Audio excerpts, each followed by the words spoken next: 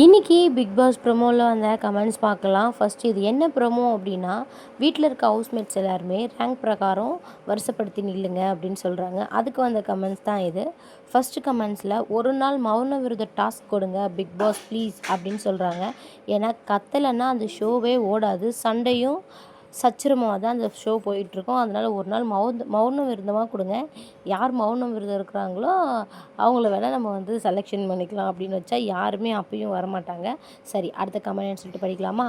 முதல் 3 இடத்தில் 3 கோமாளி நிற்கும், அதுதான் செம காமெடியாக இருக்குது அப்படின்னு சொல்கிறாங்க. ஃபஸ்ட்டு 3 இடத்துலையும் கோமாளி தான் நிற்கிறாங்க அப்படின்னு சொல்லிட்டு அது கீழே இருக்க கமெண்டில், இந்த ஷோவில் நீங்கள் இருப்பதற்கே தகுதி இல்லாதவர்கள், அதோடு இந்த இடத்தில் நிற்பதற்கும் தகுதி இல்லாதவர்கள் அப்படின்னு சொல்கிறாங்க. அங்கே இருக்கிற எல்லாரையுமே பற்றி தான் சொல்கிறாங்க இவங்க.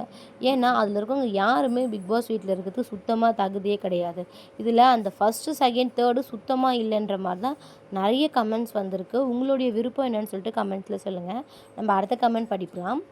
என்ன ஆச்சரியம், வெளியே போகிறவங்க எல்லாம் முதல்ல நிற்கிறாங்களே அப்படின்னு சொல்லிட்டு அவங்க என்ன சொல்கிறாங்கன்னா, முதல்ல போகிறவங்கள அதுக்குள்ளே வருஷப்படுத்தி நிறுத்திட்டாங்க. ஃபஸ்ட்டு, செகண்ட், தேர்டு தான் அடுத்தடுத்து வெளியில் போகிறாங்க அப்படின்னு சொல்லிட்டு சொல்கிறாங்க. நிறைய பேர் இந்த மாதிரி கமெண்ட்ஸும் பண்ணியிருக்காங்க. அப்படியா அப்படின்னு சொல்லுங்கள். சரி, அடுத்த கமெண்ட் என்னன்னு சொல்லிட்டு படிக்கலாமா? இதில் பிக் பாஸ் அதிகம் பேசின சீசன் என்றால் அது இதுதான் அப்படின்னு சொல்லியிருக்காங்க.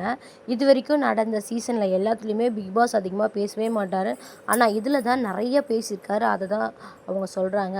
அது கீழே இருக்கிறதுல மற்றவங்களை வரிசைப்படுத்தும் தகுதி இந்த மூவருக்குமே இல்லை அப்படின்னு. ஆமாம், உண்மைதான். 3 பேருக்குமே அந்த தகுதி கிடையாது. இவங்க ஃபஸ்ட்டு ஒழுங்காக இருந்தால் தானே மற்றவங்கள வரிசைப்படுத்துவாங்க. இவங்களுக்கே அந்த தகுதி இல்லாமல் அவங்கள எப்படி பண்ணுவாங்க அப்படின்ற மாதிரி சொல்கிறாங்க.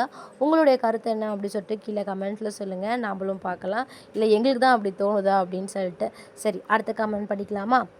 கனி அக்கா குரூப்பிசம் எல்லாம் சுக்குநூறாக உடையம் தரணும். பிக் பாஸ் பதனி தான் இந்த ட்ராக்கிங் டாஸ்க் அப்படின்னு சொல்கிறாங்க.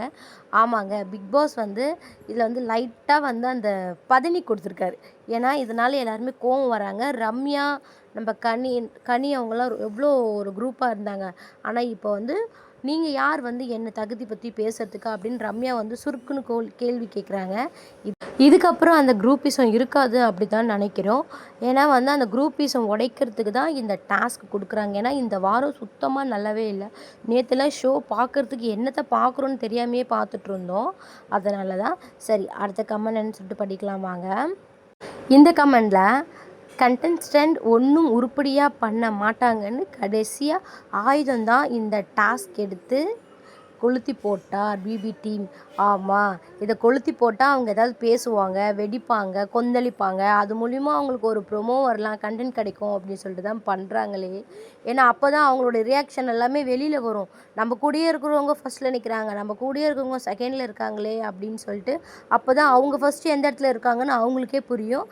அது மூலிமா அவங்களுடைய கருத்துலாம் வெளியில் வரும் அப்படின்னு சொல்லிட்டு. சரி, அடுத்த கமெண்ட் படிக்கலாமா? இதில் ராஜா ராணி டாஸ்க் அவ்வளோதானா அப்படின்னு கேட்டிருக்காங்க.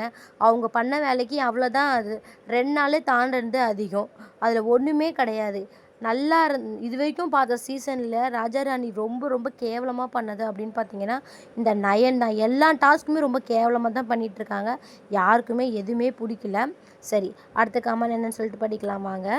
இது வந்து வாட்டர்மெலனை கலாச்சி பேசியிருக்காங்க. டே, என்னடா என் தலைவனை லாஸ்ட்டாக போட்டிங்க, தமிழ்நாடே கொந்தளிக்கும், பஸ், ஆட்டோ, லாரி எதுவுமே ஓடாது, கடையெடுப்பு 3 நாளைக்கு பந்த் அப்படின்னு போட்டிருக்காங்க. அவர் ஒரு நைட்டு சொல்லிட்டு இருந்தார்ல, மக்களே, தமிழக மக்களே அப்படின்னு சொல்லிட்டு, யாரும் புரட்சி பண்ணாதீங்க, கடைங்களை மூடாதீங்க அப்படிலாம். அதுக்கோசம் அந்த காமெடி தான் இது. சரி, அடுத்த கமெண்ட் என்னன்னு சொல்லிட்டு படிக்கலாம் வாங்க.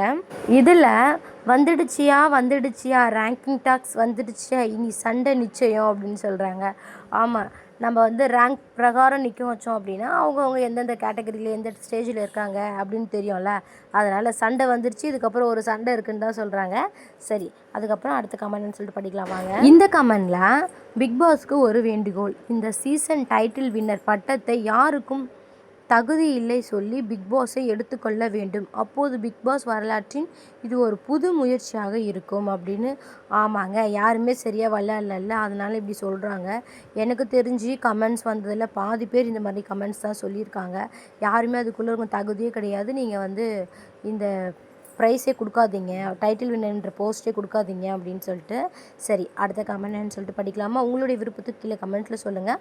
அதுக்குள்ளே இருக்கவங்களுக்கு யாருக்கு டைட்டில் வின்னர் கொடுக்கலாம், கொடுக்கக்கூடாது அப்படின்னு சொல்லிட்டு. சரி வாங்க நம்ம அடுத்த கமெண்ட்னு சொல்லிட்டு படிக்கலாம். இந்த கமெண்ட் தான் லாஸ்ட். இறுதிச் சுற்று மேடையில் நிற்பதற்கு இருவர் அல்ல ஒருவர் கூட தகுதி இல்லை அப்படின்னு சொல்லிட்டு. ரன்னர் வின்னர் அப்படின்னு சொல்லிட்டு வரோம்ல, அதில் 2 பேருமே யாருமே கிடையாது. நீங்கள் யாரு கையா இந்த கோப்பையை தூக்கி கொடுக்க போகிறீங்க அப்படின்னு தான் இந்த சொல்கிறாங்க. ஓகே ஃப்ரெண்ட்ஸ், இந்த வீடியோ பிடிச்சிருந்தா மறக்காமல் லைக் பண்ணிவிடுங்க. கூடவே ஒரு சப்ஸ்கிரைப் பண்ணி எனக்கு சப்போர்ட் பண்ணுங்கள். பாய்.